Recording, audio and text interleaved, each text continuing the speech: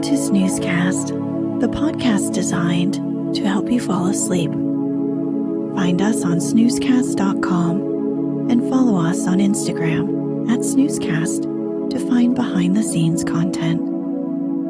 This episode is brought to you by Dreaming on Clouds. Tonight, we'll read the story The Three Golden Apples, written by Nathaniel Hawthorne and found in A Wonder Book, originally published in 1851. This is Hawthorne's retelling of Hercules' search for 3 golden apples.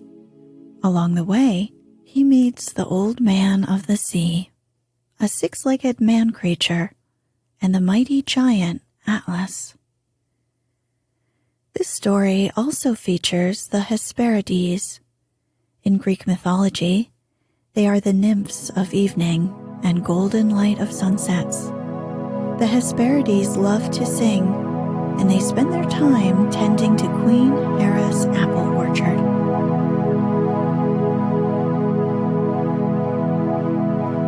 Let's get cozy. Close your eyes.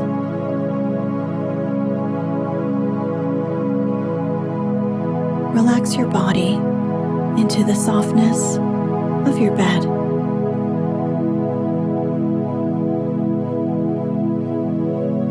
Now, take a few deep breaths.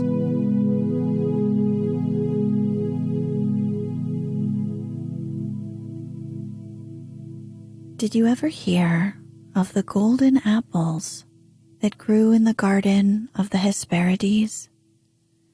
Ah, those were such apples as would bring a great price by the bushel if any of them could be found growing in the orchards of nowadays.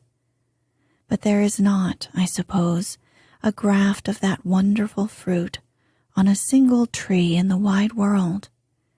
Not so much as a seed of these apples exists any longer. And even in the old, half-forgotten times, before the garden of the Hesperides was overrun with weeds, a great many people doubted whether there could be real trees that bore apples of solid gold upon their branches. All had heard of them, but nobody remembered to have seen any. It is said that there was a dragon beneath the tree with 100 terrible heads, 50 of which were always on the watch, while the other 50 slept. Hercules was wandering through the pleasant land of Italy, with a mighty club in his hand and a bow and quiver slung across his shoulders. He was wrapped in the skin of the biggest and fiercest lion that ever had been seen, and though, on the whole, he was kind and generous and noble, there was a good deal of the lion's fierceness in his heart. As he went on his way, he continually inquired whether they were on the right road to the famous garden. But none of the country people knew anything about the matter, and many looked as if they would have laughed at the question if the stranger had not carried so very big a club. So he journeyed on and on, still making the same inquiry, until at last he came to the brink of a river, where some beautiful young women sat, twining wreaths of flowers. "Can you tell me, pretty maidens," asked the stranger, "whether this is the right way to the garden of the Hesperides?" On hearing the stranger's question, they dropped all their flowers on the grass and gazed at him with astonishment. "The garden of the Hesperides?" cried one. "We thought mortals had been weary of seeking it after so many disappointments. And pray, adventurous traveler, what do you want there?" "A certain king, who is my cousin," replied he, "has ordered me to get him 3 of the golden apples." "And do you know," asked the damsel who had first spoken, "that a terrible dragon with 100 heads keeps watch under the golden apple tree?" "I know it well," answered the stranger calmly, "but from my cradle upward it has been my business, and almost my pastime, to deal with serpents and dragons." The young women looked at his massive club and at the shaggy lion's skin which he wore, and likewise at his heroic limbs and figure, and they whispered to each other that the stranger appeared to be the one who might reasonably expect to perform deeds far beyond the might of others. "Go back," cried they all. "Go back to your own home. No matter for the golden apples, no matter for the king, your cruel cousin. We do not wish the dragon with the 100 heads to eat you up." The stranger seemed to grow impatient at these remonstrances.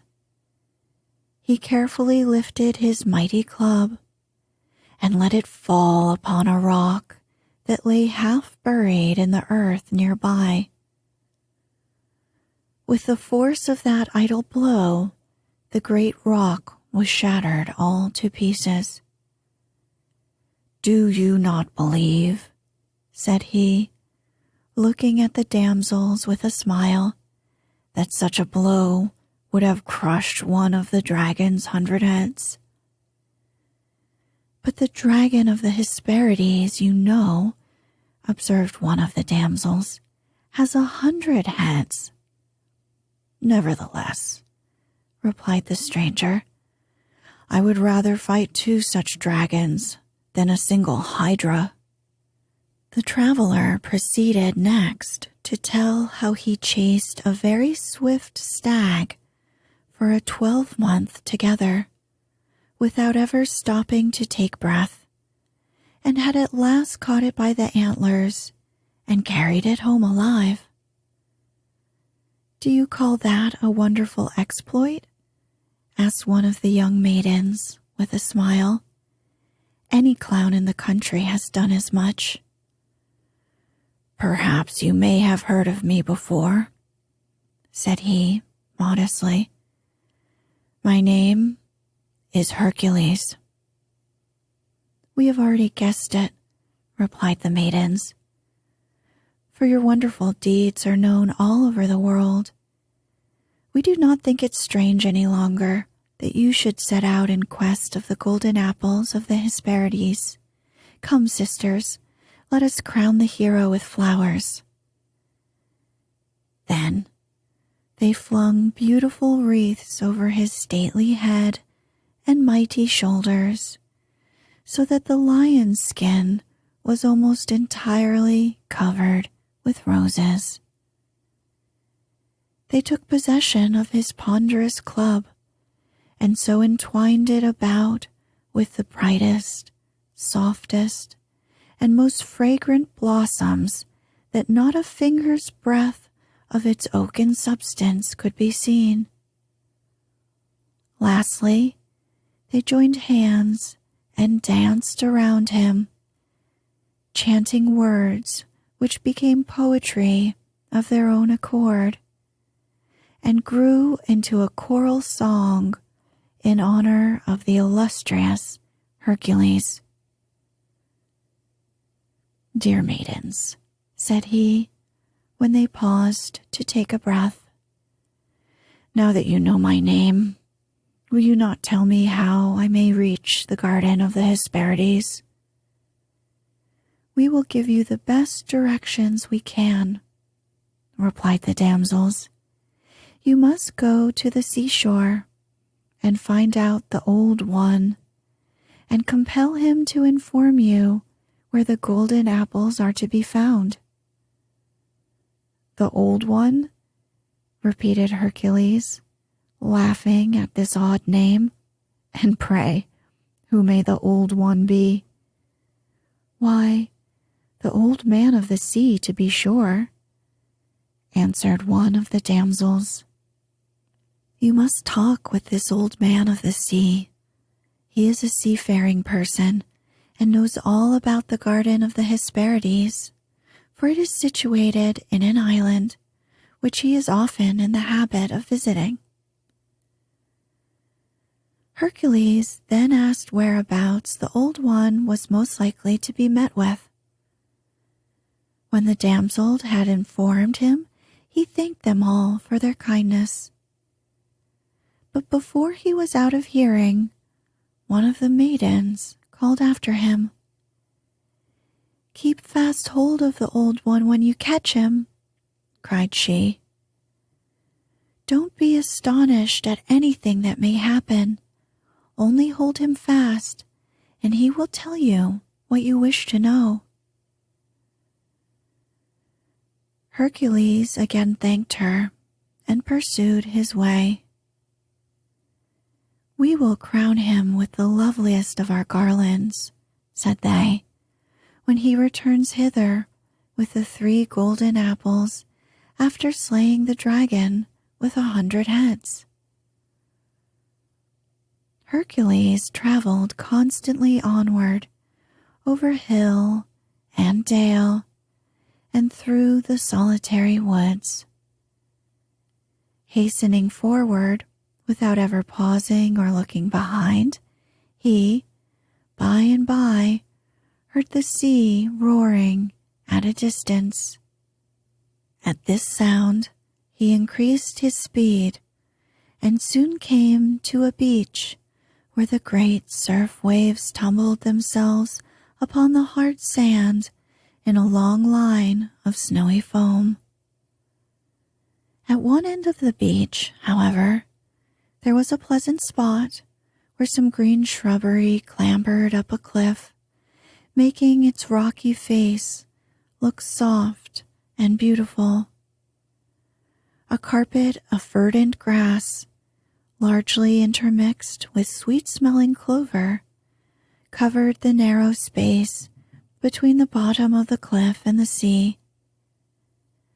And what should Hercules espy there but an old man fast asleep? But was it really and truly an old man? Certainly, at first sight, it looked very like one, but on closer inspection, it rather seemed to be some kind of a creature that lived in the sea. For on his legs and arms there were scales such as fishes have. He was web-footed and web-fingered after the fashion of a duck, and his long beard, being of a greenish tinge, had more the appearance of a turf of seaweed than of an ordinary beard. Hercules, the instant he set eyes on this strange figure, was convinced that it could be no other than the Old One who was to direct him on his way. Thanking his stars for the lucky accident of finding the old fellow asleep, Hercules stole on tiptoe toward him and caught him by the arm and leg. "Tell me," cried he, before the Old One was well awake, "which is the way to the garden of the Hesperides?" The Old Man of the Sea awoke in a fright, but his astonishment could hardly have been greater than that of Hercules the next moment. For, all of a sudden, the Old One seemed to disappear out of his grasp, and he found himself holding a stag by the fore and hind leg. But still he kept fast hold. Then the stag disappeared, and in its stead there was a seabird, fluttering and screaming, while Hercules clutched it by the wing and claw. But the bird could not get away. In another minute, what should appear but a huge snake? But Hercules was no whit disheartened, and squeezed the great snake so tightly that he soon began to hiss with anger. You must understand that the old man of the sea, though he generally looked so like the wave-beaten figurehead of a vessel, had the power of assuming any shape he pleased. When he found himself so roughly seized by Hercules, he had been in hopes of putting him into such surprise and terror by these magical transformations that the hero would be glad to let him go. If Hercules had relaxed his grasp, the old one would certainly have plunged down to the very bottom of the sea. But as Hercules held on so stubbornly and only squeezed the old one so much the tighter at every change of shape, he finally thought it best to reappear in his own figure. "Pray, what do you want with me?" cried the old one as soon as he could take breath. "My name is Hercules," roared the mighty stranger, "and you will never get out of my clutch until you tell me the nearest way to the garden of the Hesperides." When the old fellow heard who it was that had caught him, he saw with half an eye that it would be necessary to tell him everything that he wanted to know. Of course, he had often heard of the fame of Hercules and of the wonderful things that he was constantly performing in various parts of the earth, and how determined he always was to accomplish whatever he undertook. He, therefore, made no more attempts to escape, but told the hero how to find the garden of the Hesperides. "You must go on thus and thus," said the old man of the sea, "till you come in sight of a very tall giant who holds a key to the sky on his shoulders. And the giant, if he happens to be in a humor for it, will tell you exactly where the garden of the Hesperides lies." Thanking the old man of the sea and begging his pardon for having squeezed him so roughly, the hero resumed his journey. Hercules continued his travels, passing through the deserts of Africa and going as fast as he could. He arrived at last on the shore of the great ocean, and here, unless he could walk on the crests of the billows, it seemed as if his journey must needs be at an end. Nothing was before him save the foaming, dashing, measureless ocean. But suddenly, as he looked toward the horizon, he saw something, a great way off, which he had not seen the moment before. It gleamed very brightly, almost as you may have beheld the round, golden disk of the sun when it rises or sets over the edge of the world. It evidently drew nearer, for at every instant this wonderful object became larger and more lustrous. At length it had come so nigh that Hercules discovered it to be an immense cup or bowl made either of gold or burnished brass. "I have seen many giants in my time," thought Hercules, "but never one that would need to drink his wine out of a cup like this. And true enough, what a cup it must have been. To speak within bounds, it was 10 times larger than a great mill wheel, and, all of metal as it was, it floated over the heaving surges more lightly than an acorn cup adown the brook. The waves tumbled it onward until it grazed against the shore within a short distance of the spot where Hercules was standing.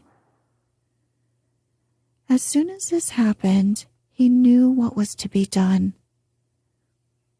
It was just as clear as daylight that this marvelous cup had been set adrift by some unseen power and guided hitherward in order to carry Hercules across the sea on his way to the garden of the Hesperides. Accordingly, he clambered over the brim and slid down on the inside.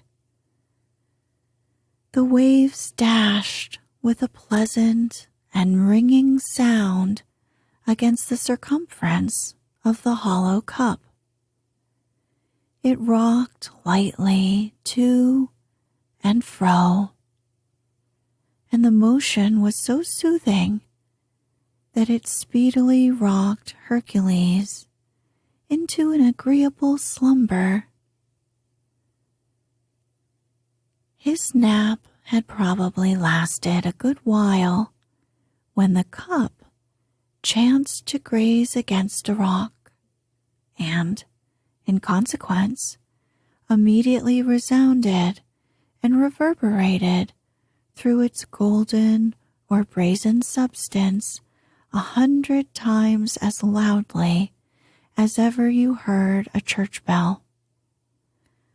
The noise, of course, awoke Hercules, who instantly started up and gazed around him, wondering whereabouts he was.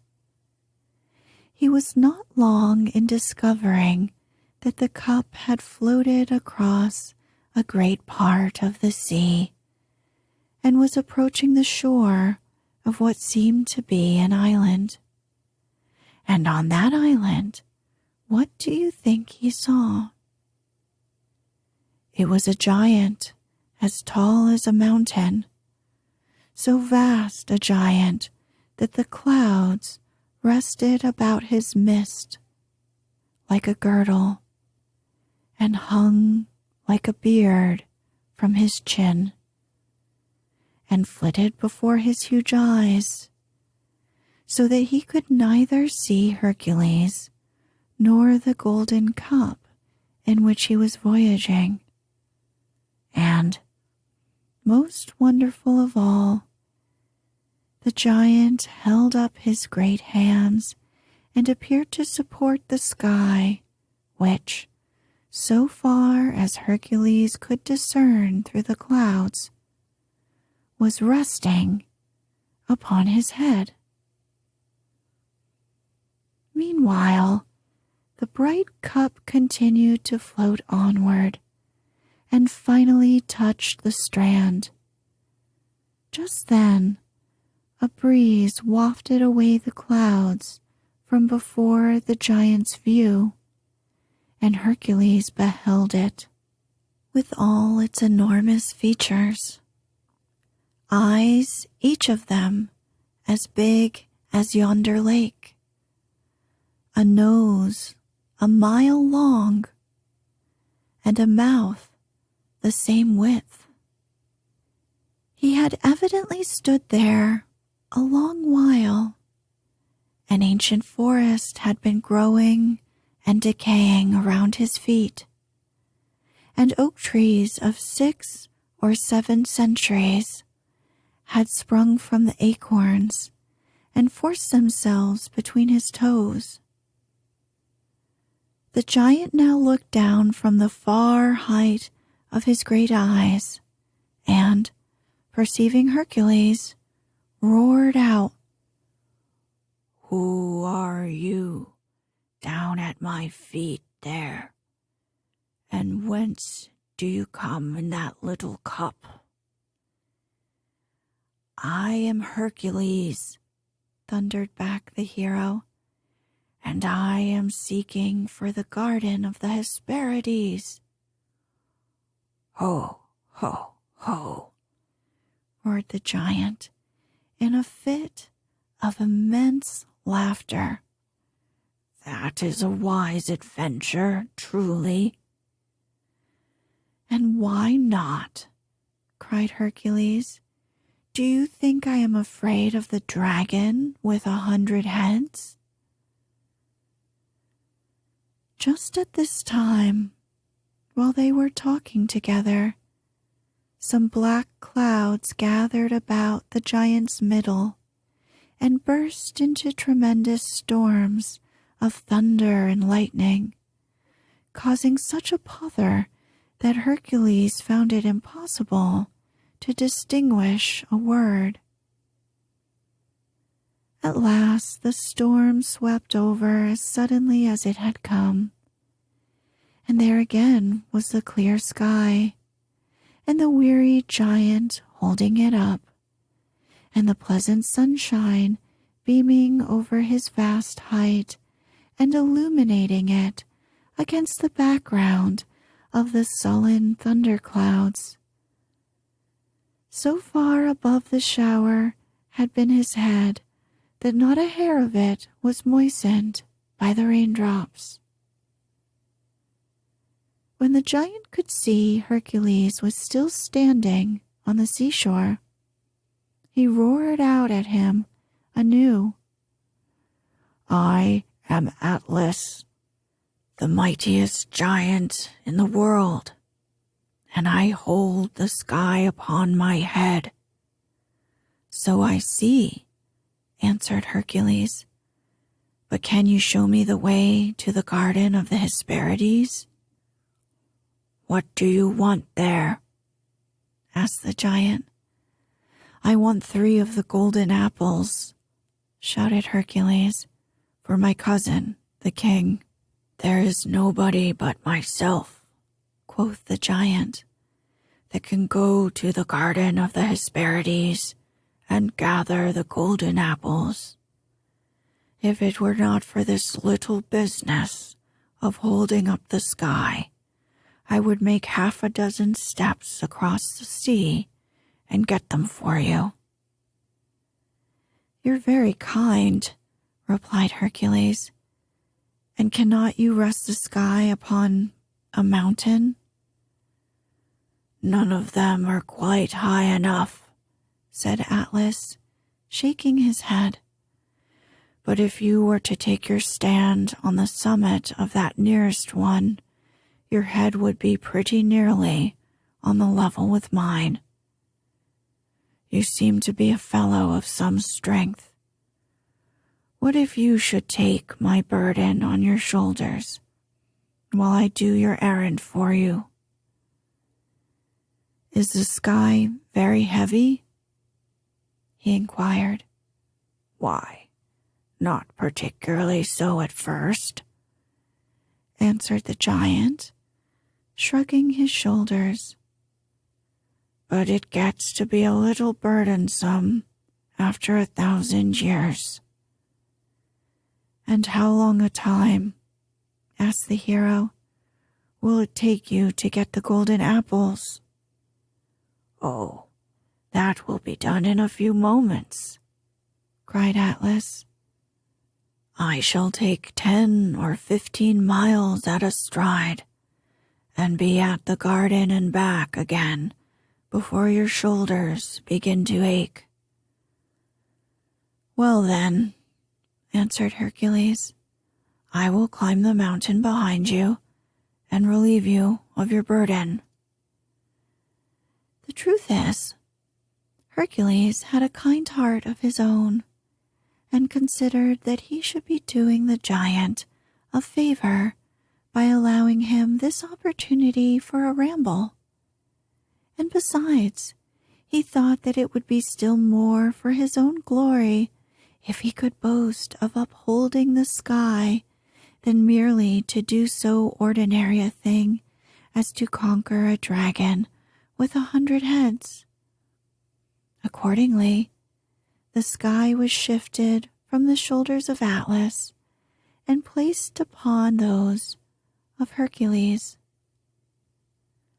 When this was safely accomplished, the first thing that the giant did was to stretch himself.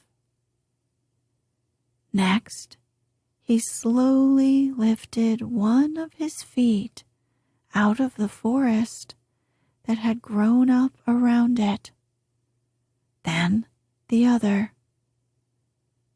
Then, all at once, he began to caper and leap and dance for joy at his freedom, flinging himself nobody knows how high into the air, and floundering down again with a shock that made the earth tremble.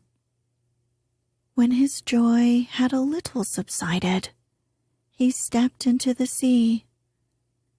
10 miles at the first stride, which brought him mid-leg deep, and 10 miles at the second, when the water came just above his knees, and 10 miles more at the third, by which he was immersed nearly to his waist. This was the greatest depth of the sea. Hercules watched the giant until the gigantic shape faded entirely out of view.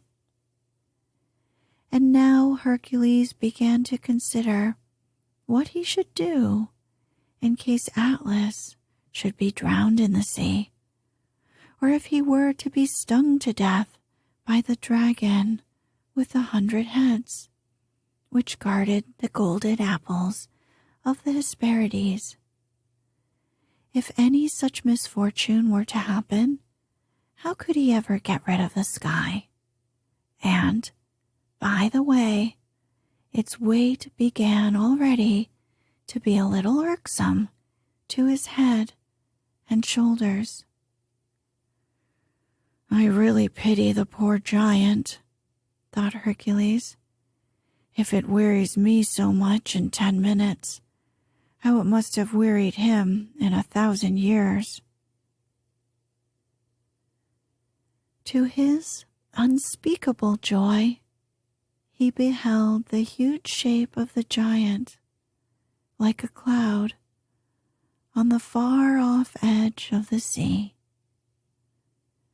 At his nearer approach, Atlas held up his hand, in which Hercules could perceive 3 magnificent golden apples, as big as pumpkins, and all hanging from one branch.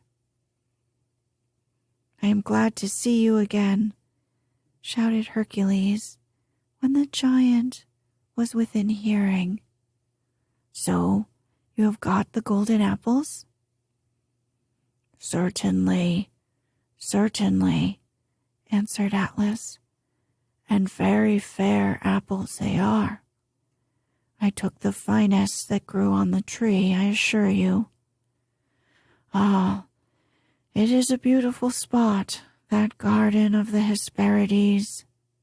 Yes, and the dragon with 100 heads is a sight worth any man seeing. After all, you had better have gone for the apples yourself.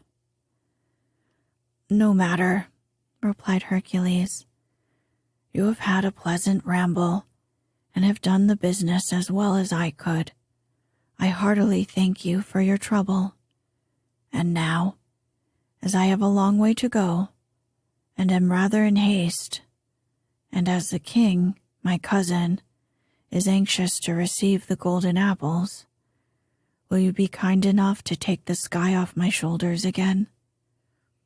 Why, as to that, said the giant, chucking the golden apples into the air 20 miles high or thereabouts, and catching them as they came down.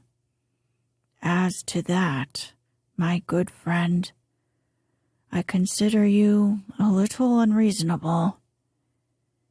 Cannot I carry the golden apples to the king, your cousin, much quicker than you could? As his majesty is in such a hurry to get them, I promise you to take my longest strides. And besides, I have no fancy for burdening myself with the sky just now. Here, Hercules grew impatient and gave a great shrug of his shoulders. It being now twilight, you might have seen 2 or 3 stars tumble out of their places. Everybody on earth looked upward in affright, thinking that the sky might be going to fall next. "Oh, that will never do," cried Giant Atlas with a great roar of laughter. "I have not let fall so many stars within the last 5 centuries. By the time you have stood there as long as I did, you will begin to learn patience." "What?" shouted Hercules, very wrathfully. "Do you intend to make me bear this burden forever?" "We will see about that one of these days," answered the giant.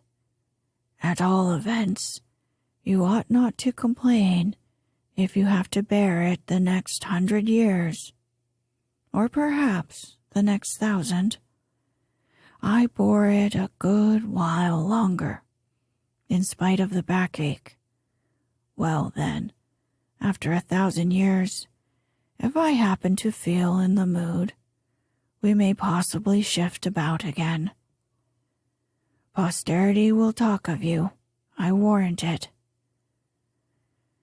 "Pish, a fig for its talk," cried Hercules, with another hitch of his shoulders. "Just take the sky upon your head one instant, will you? I want to make a cushion of my lion skin for the weight to rest upon. It really chafes me, and will cause unnecessary inconvenience in so many centuries as I am to stand here." "That's no more than fair, and I'll do it," quoth the giant. "For just 5 minutes, then, I'll take back the sky. Only for 5 minutes, recollect. I have no idea of spending another 1,000 years as I spent the last. Variety is the spice of life, I say." Ah, the thick-witted old rogue of a giant.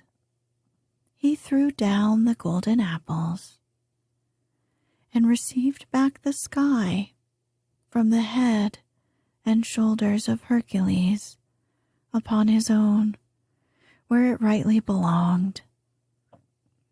And Hercules picked up the 3 golden apples that were as big or bigger than pumpkins, and straightway set out on his journey homeward, without paying the slightest heed to the thundering tones of the giant, who bellowed after him to come back.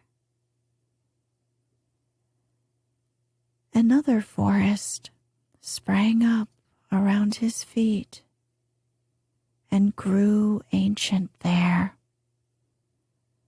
and again might be seen oak trees of 6 or 7 centuries old that had waxed thus aged betwixt his enormous toes. And there stands the giant to this day, or, at any rate, there stands a mountain as tall as he. and which bears his name. And when the thunder rumbles about its summit, we may imagine it to be the voice of giant Atlas bellowing after Hercules.